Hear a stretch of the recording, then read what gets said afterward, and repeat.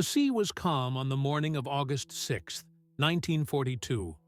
Somewhere in the South Pacific, the great Imperial Japanese Navy drifted in uneasy silence. Battleships and carriers that once ruled the oceans now nursing wounds invisible to the eye. In the Admiral's cabin aboard Yamato, the world's largest battleship, Isoroku Yamamoto stared at a single sheet of paper. A report, routine, technical, almost dull, detailing American ship production for the previous month.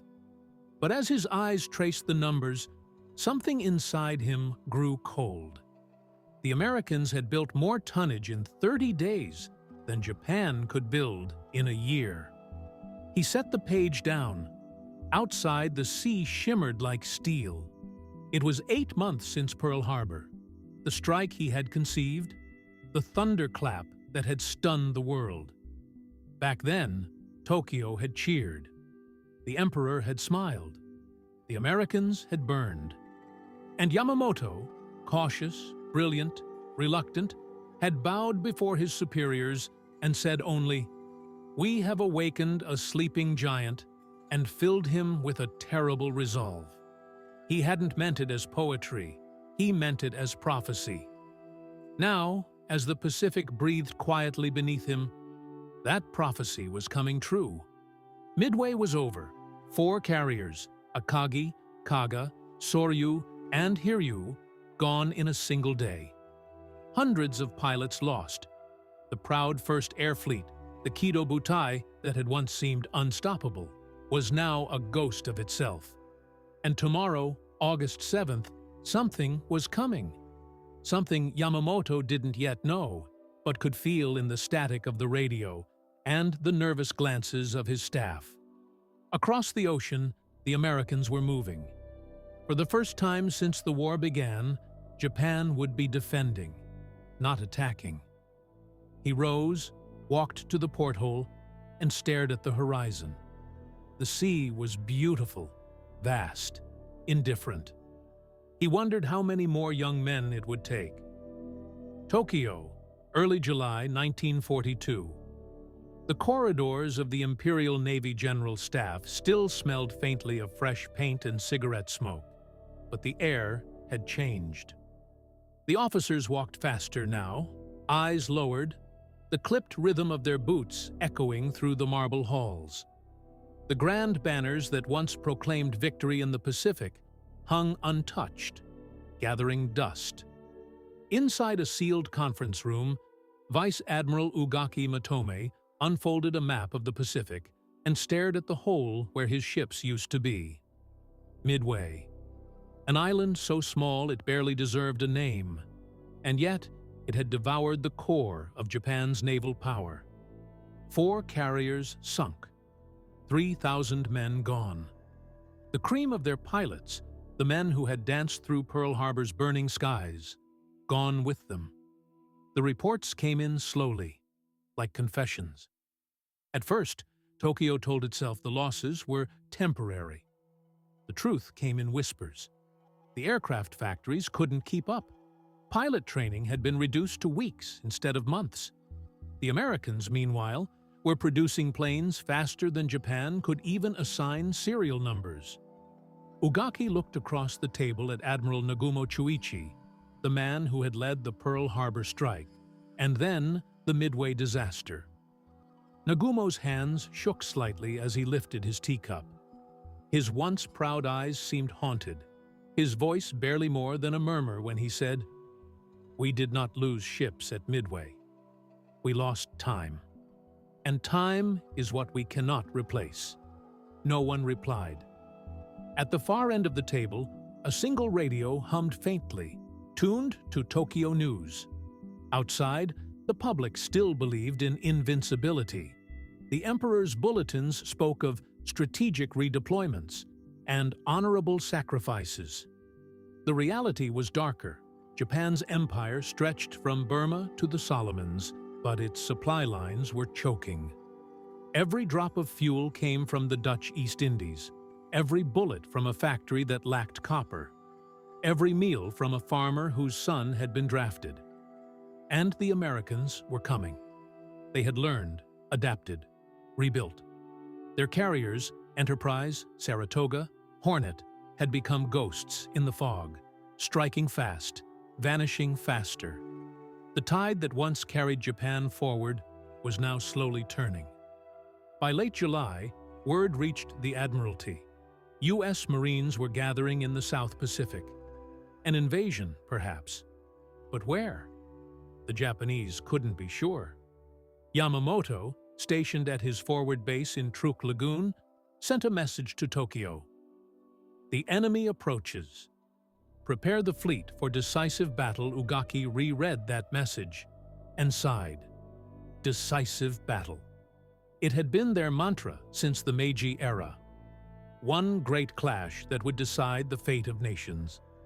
But after Midway, he wondered if such a battle could ever again be won. He looked again at the Pacific map. The small speck labeled Guadalcanal circled in pencil. Insignificant, someone had written beside it.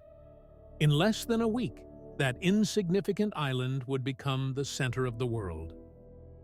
The dawn of August 7, 1942, broke over the Solomon Islands like the opening of a wound.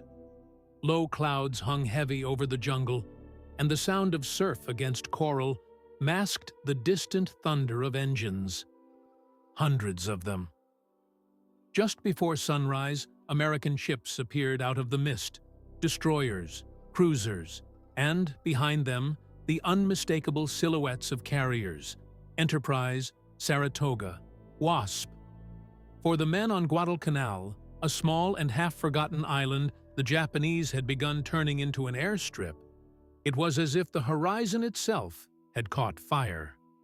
Shells screamed through the palm trees, explosions ripped through half-built barracks, and the few Japanese labor troops stationed there scattered into the jungle.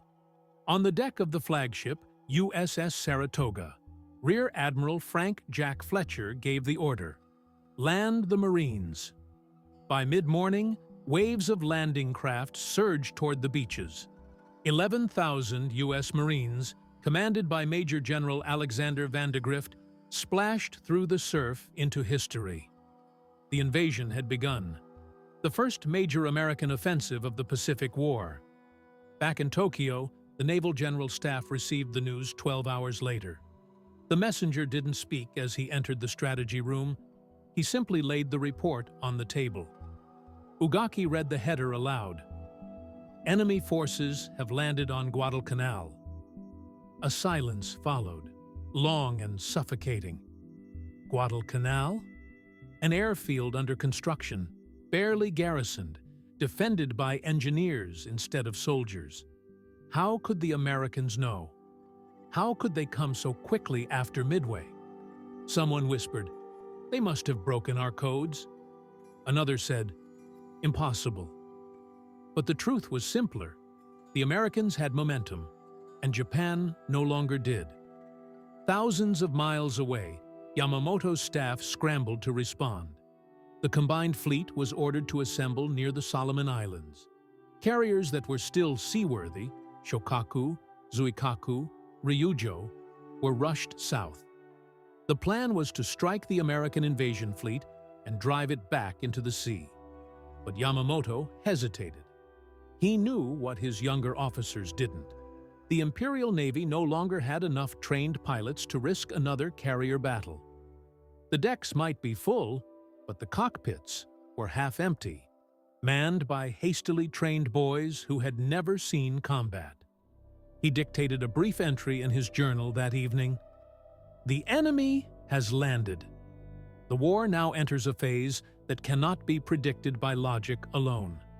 In other words, they were losing control.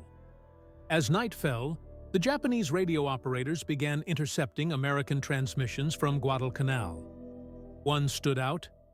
"Tell the boys at home," a Marine sergeant said over the crackle, "that the tide's turning." When that phrase reached the ears of the Imperial staff, no one laughed, because for the first time, they believed it might be true. The night of August 8, 1942, was thick with heat and humidity. Somewhere off the coast of Guadalcanal, Japanese destroyers and cruisers sliced through the black waters like knives. Their mission: retake the initiative, strike the Americans on the beaches, and remind the world and themselves that the Imperial Navy could still command the sea. Vice Admiral Gunichi Mikawa led the task force.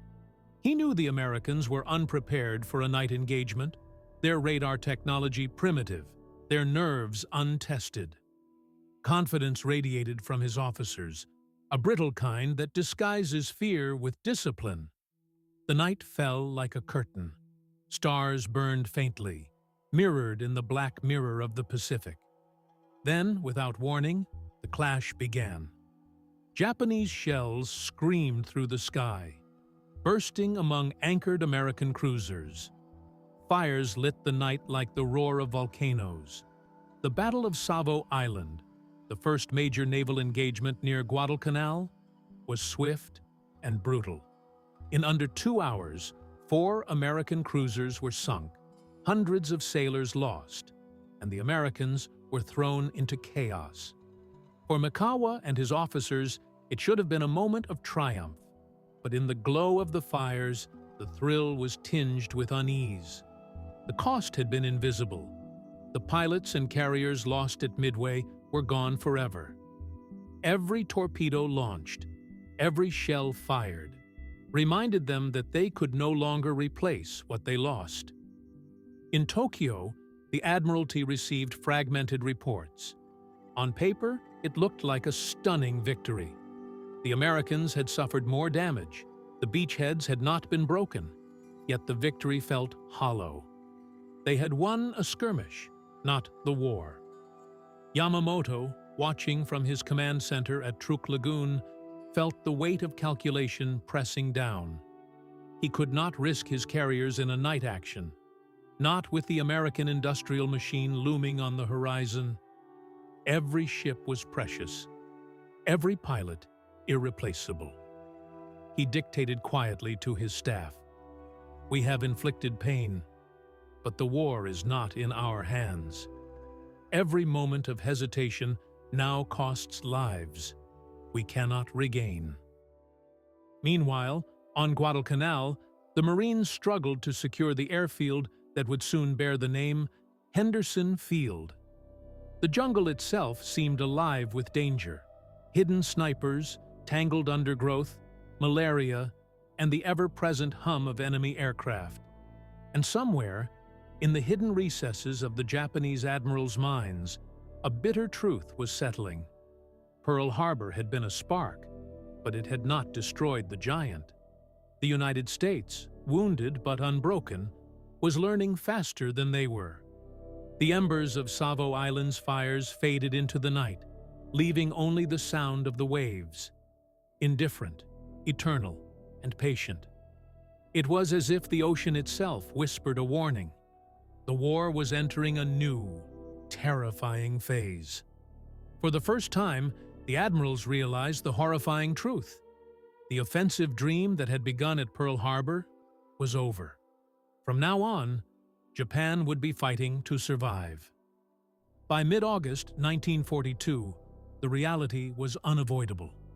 In Tokyo's Imperial Navy headquarters, the maps were cluttered with pins and red lines, tracing fleets that no longer existed in full strength.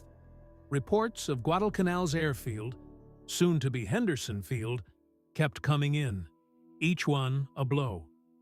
The Americans had not only landed, they were digging in. Reinforcements were arriving. Every day, their presence grew, turning a small speck of land into a strategic thorn. For Admiral Ugaki Matum, the numbers were damning. He tallied them on a scratch pad: troops, planes, ships, production rates, replacement schedules. By the end of the month, he put down the pen and stared silently at the ceiling. Pearl Harbor had been brilliant in its moment, but brilliance had costs, and Japan had paid them in full.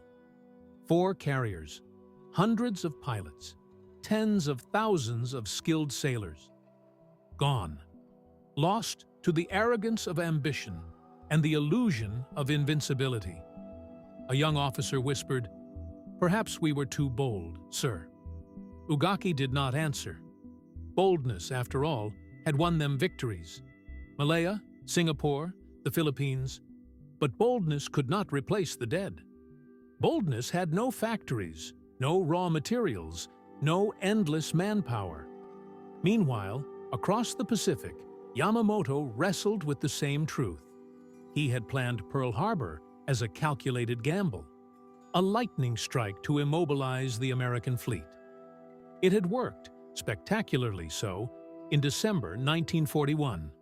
Ships were sunk, planes destroyed, morale shattered.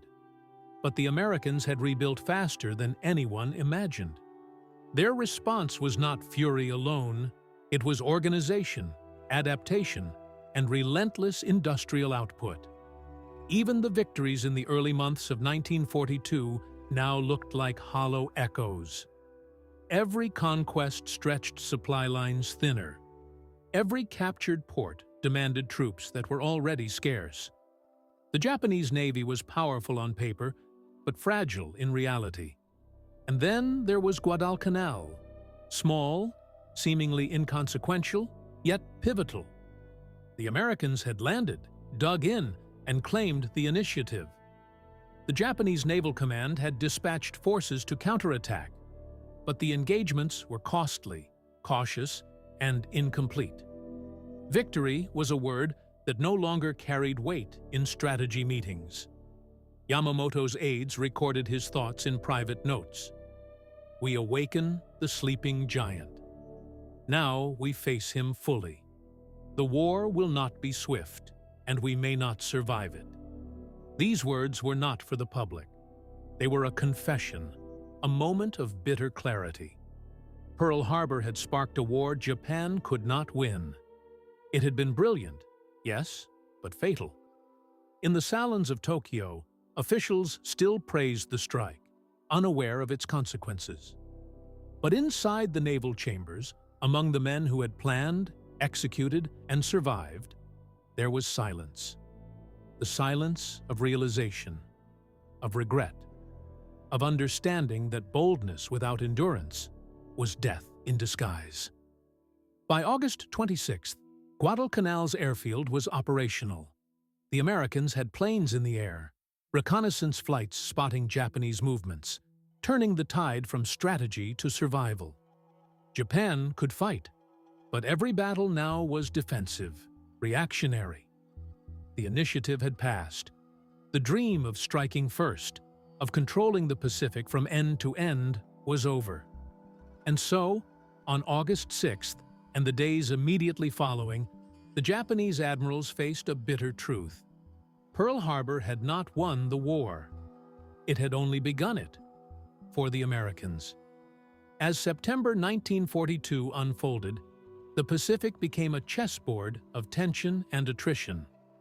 Guadalcanal was no longer just an island. It was the fulcrum of a new phase in the war.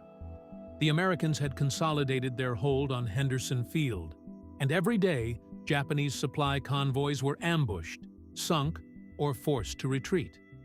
The once unstoppable Imperial Navy found itself reacting instead of dictating, defending instead of striking. In the quiet of his command center at Truk, Admiral Yamamoto reviewed reports from the front. The numbers gnawed at him: losses, shortages, and delays. The industrial might of the United States was impossible to ignore. Carriers could be replaced. Pilots, with relentless training programs, could return to the fight. Japan's advantages, skill, daring, precision, could not outweigh the sheer volume of American production. He reflected on the Pearl Harbor gamble. The strike meant to cripple the U.S. Pacific Fleet. Brilliant at the time, yes, but short-sighted. They had destroyed ships, but not spirit. They had struck fear, but only awakened resolve. The sleeping giant was awake, and each day brought new demonstrations of its strength.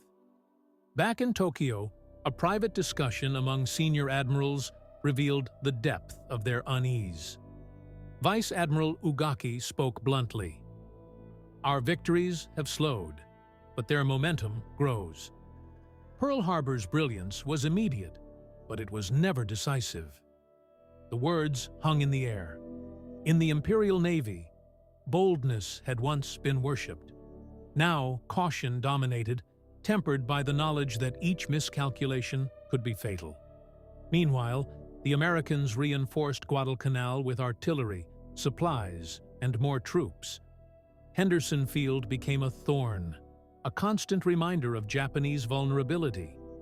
Each day, Japanese planners calculated the risks of sending reinforcements, and each day, the cost rose. Ships lost to airstrikes, submarines destroyed, pilots shot down. Each loss echoed in strategy rooms back home. Even victories were bittersweet. In night engagements, Japanese cruisers sank American ships. But for each success, Japan had expended resources it could not replace quickly. The balance of power was slipping, subtle yet inexorable. Yamamoto knew that the future of Japan's Pacific ambitions hinged on one thing: time. Delay was deadly. The longer the Americans entrenched, the greater their advantage. Pearl Harbor, which had been meant as a swift, stunning strike, had failed to deliver the strategic knockout. Instead, it had triggered a relentless, long-term war Japan was ill-prepared to sustain. The realization settled like stone among the admirals. Pearl Harbor was brilliant. It was bold. It was decisive. Only in initiating a conflict, Japan could not win. And somewhere, deep in the minds of those who had conceived the strike, the echo of Yamamoto's original warning reverberated. "We have awakened a sleeping giant," and filled him with a terrible resolve. Now, that terrible resolve was no longer abstract. It was real. It was on Guadalcanal. It was in the shipyards of San Francisco and Norfolk. It was in every plane, every bomb, every soldier marching across the Pacific. And Japan, magnificent yet overstretched, understood the truth. The war had begun, but the victory they had imagined would never come. By late August 1942, the Japanese admirals could no longer pretend the situation was temporary. Guadalcanal, a mere dot in the vast Pacific, had become a magnet for attention, not because of its size, but because of its potential. Henderson Field, operational and defended by determined Marines, allowed the Americans to project air power across the Solomon Islands. Every Japanese ship moving toward the island risked exposure to airstrikes from this tiny airfield. Every convoy, every troop landing, was now a calculated gamble. Vice Admiral Ugaki Matome, once a proponent of bold maneuvers, now advised caution in the presence of his colleagues. Each day brought reports of U.S. reconnaissance aircraft, spotting Japanese movements, harassing supply lines, sinking transports. The momentum had shifted. For the first time since the war began, Japan was on the defensive. Even victories no longer felt like triumphs. At night, destroyers engaged American ships, sinking a cruiser or two, but the cost was disproportionate. Skilled sailors were lost, ships damaged, reinforcements delayed. The raw calculus of war was unforgiving. For every gain Japan paid in losses it could never fully replace. In Tokyo, Yamamoto convened a quiet meeting with his senior staff. Maps were spread across the table, red pins marking enemy positions, black pins marking Japanese forces. He traced the route of each supply convoy with a finger, calculating what could reach Guadalcanal before the Americans intercepted it. He paused, then spoke in a low voice. "Pearl Harbor gave us the illusion of control. It delayed the inevitable, but it did not end it. The Americans are patient. They endure losses we cannot sustain. Every day we hesitate, they gain." His words were measured, but the gravity was clear.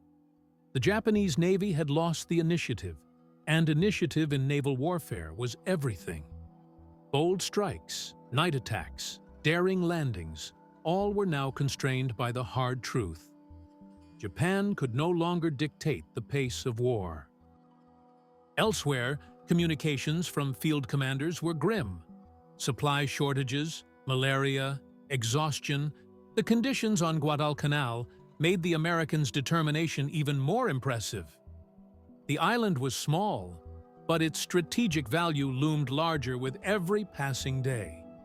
Japan could contest it, but the effort would be draining, perhaps fatal. By the end of August, the psychological shift was complete. In the quiet moments between strategy sessions and reconnaissance reports, the admirals reflected privately on the gamble of December 7, 1941. Pearl Harbor had been a masterstroke, but it had also been a trap.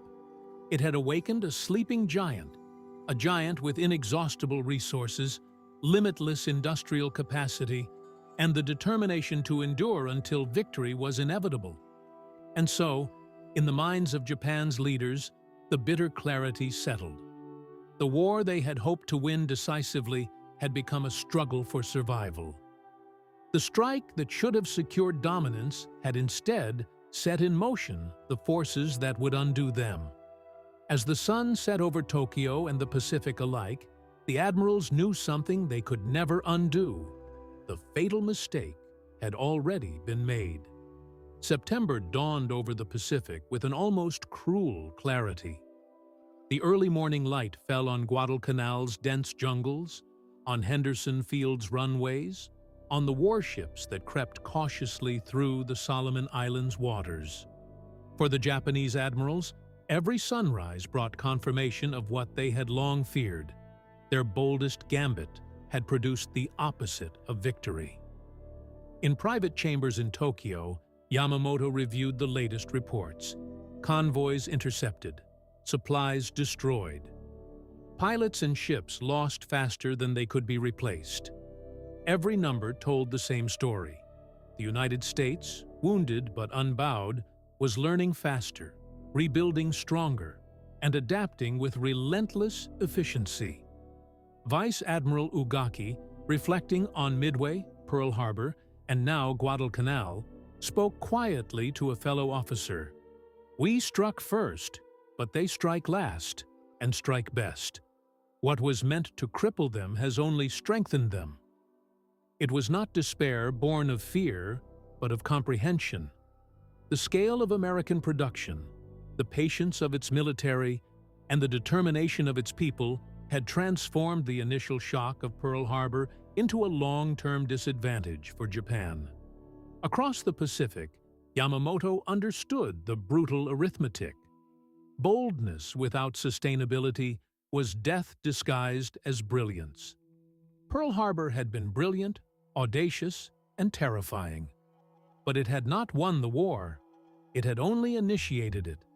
And the Americans were playing a long game Japan was ill-prepared to endure.